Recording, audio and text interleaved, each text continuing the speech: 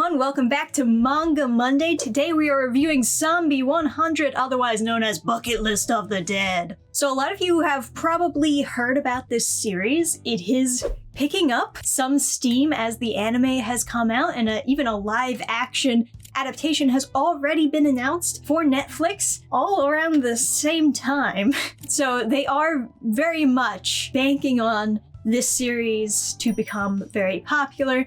And I think overall it will. Obviously, the anime has already been getting some really positive reviews from critics, some people calling it the anime of the season. And after watching the anime, I can say I see why people are giving it the praise that it's been getting. Honestly though, I started reading the manga when I heard that the anime was coming out, and so I am fully updated on the whole series, and I will be reviewing the whole series and not just the first few episodes of the anime. So why is this manga, this anime, picking up so much steam? Why do people love it so much? Well, I think it's because the premise itself is kinda unique and fun. It's probably one of the most interesting zombie apocalypse premises that I've seen in a while. The main character is Akira. He found himself working at a black company, which for those of you who don't know, a black company is a company that basically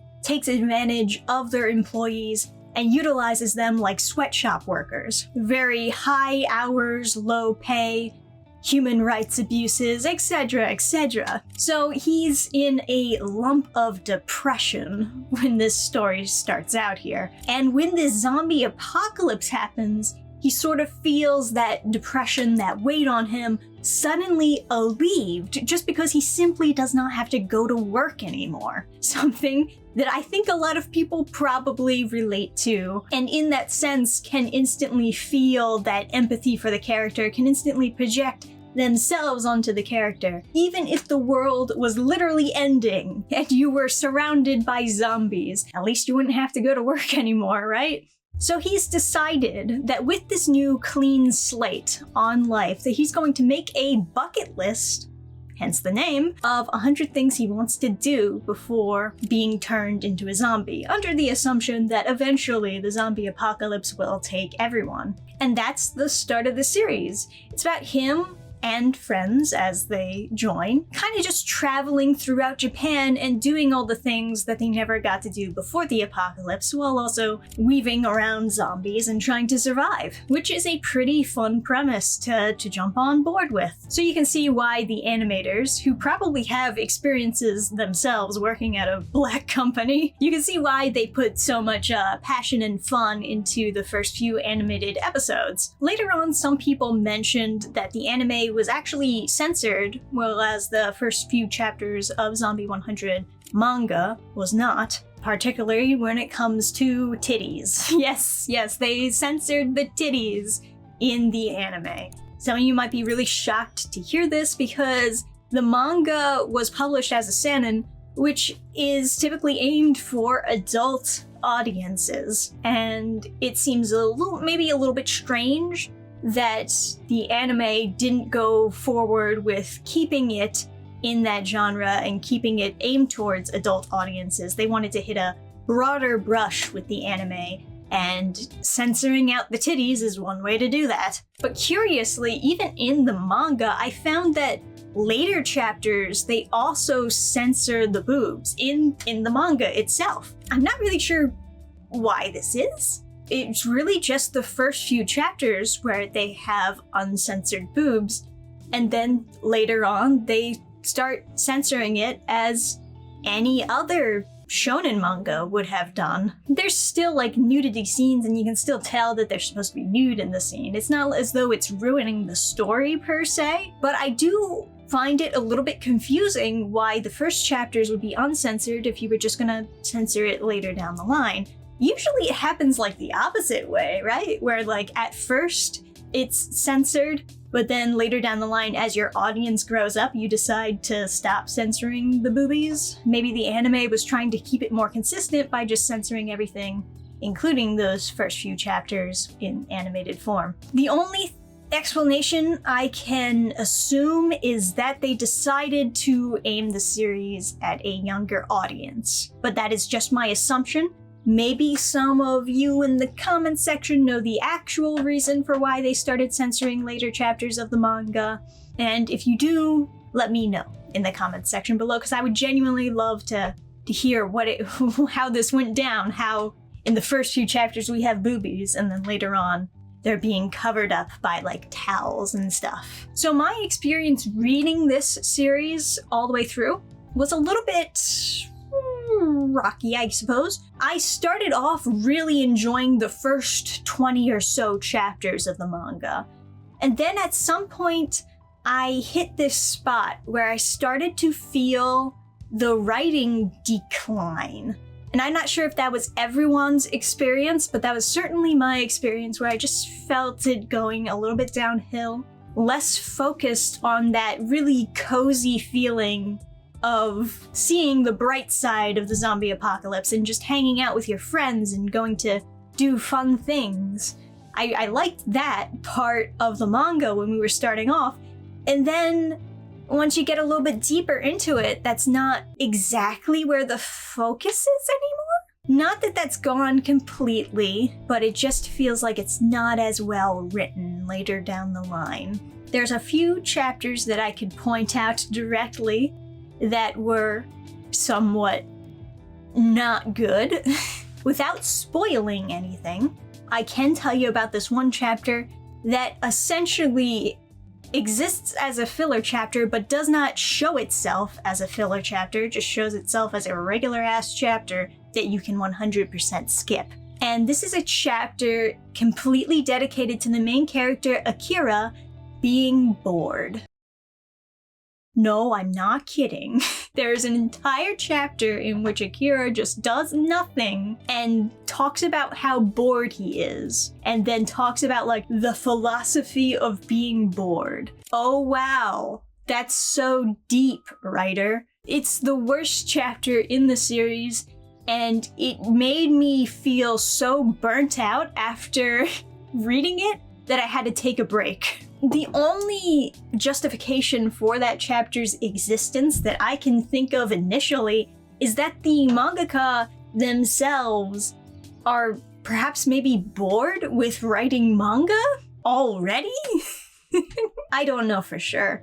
But if they are already bored of writing Zombie 100, then I can kind of understand why I've noticed the writing declining as it gets further into the series. Overall, this is such a fun idea for a series, and I can tell that so many people have already attached themselves onto the anime, and they're really excited to see where it goes. So I was pretty disappointed to actually know where it was going this whole time. But of course, this is just my experience reading it, and you could have a very different experience reading it, and it's still ongoing, so we haven't actually concluded Zombie 100 yet.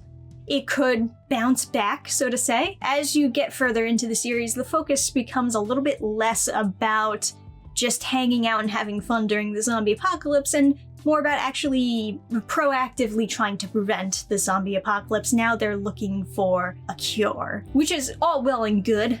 I guess, you know, at some point you gotta expect it to go on that way. And I don't hate the scenes where they're fighting zombies or anything. I mean, it's gotta be expected to go fight zombies during a zombie apocalypse. I do kind of wonder if Akira has like entire stab-proof armor that prevents him from being bitten by zombies and contracting the virus. Why don't they just all get stab-proof armor? That sounds like a good idea for everyone to have, don't you think? One chapter in particular, where this is later down the line, I should note, for a very specific story arc, just change Akira's character entirely without spoiling too much. Yeah, that's about all you need to know.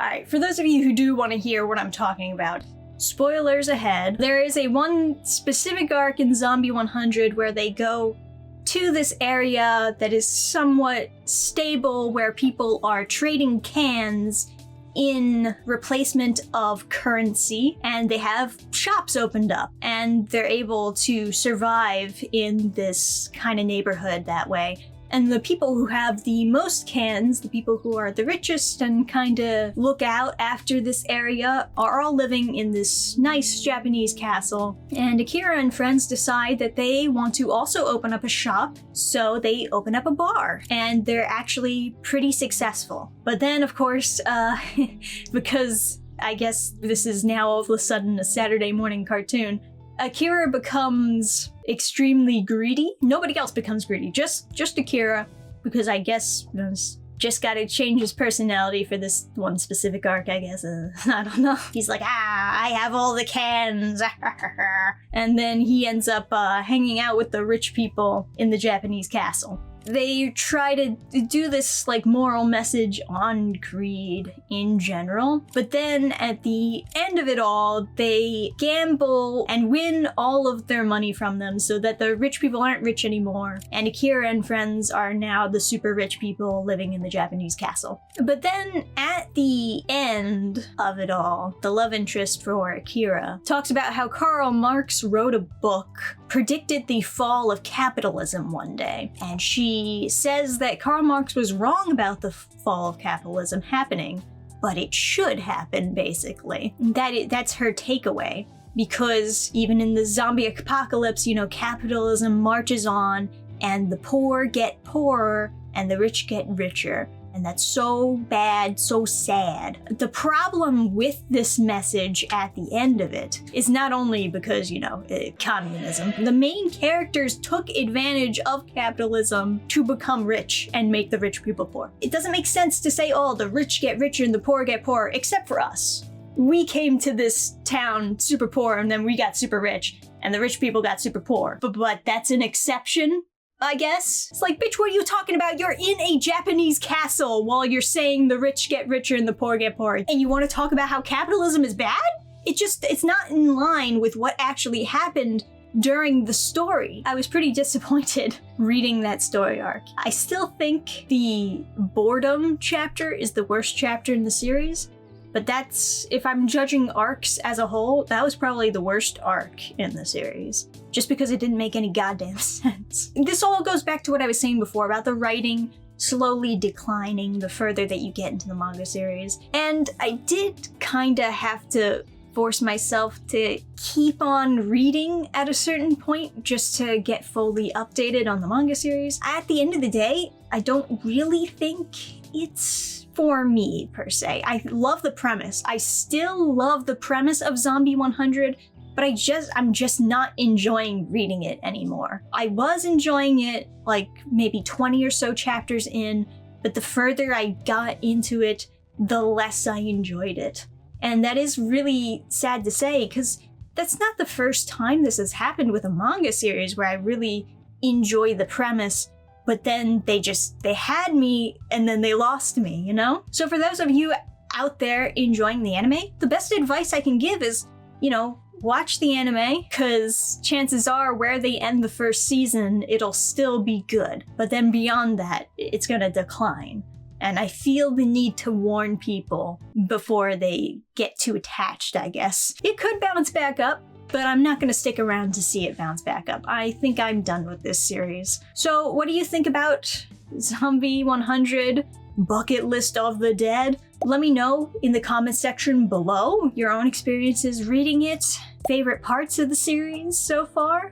Like the video and subscribe if you have not already subscribed, because that is the only way that you'll get notified and see more of these Manga Monday videos. And if you haven't already, please sign up for the Reaper mailing list. Book 1 of Reaper is possibly going to come out this year if we can get up to 500 signups. This is a new series that I'm trying to kick off, and if you'd like to support indie creators doing their own thing, you should definitely be checking these books out. Either way, thank you for watching, and I'll see you on the next video. Bye!